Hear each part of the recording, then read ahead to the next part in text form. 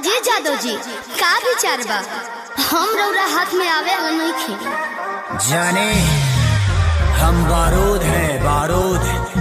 हमें छूने की कोशिश करोगे तो जल जाओगे।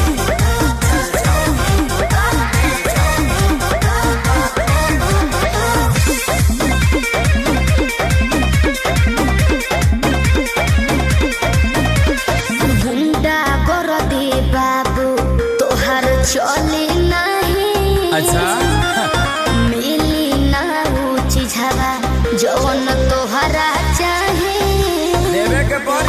सीधे सीधे मनबू की, सीधे सीधे मनबू की गोली चलवैबू हो। नाच के मलकिनी जी कहाँ नाच के जईबू हो। कहियो ना कहियो जादो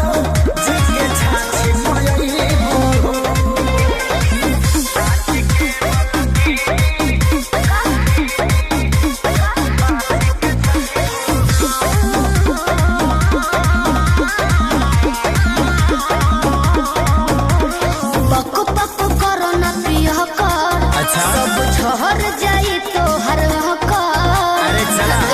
थोड़े देर में ठीक हो जाइबो। पको कोरोना पिया कर सब झहर जाई तो हर जाने हल्का मिलना यही रान के।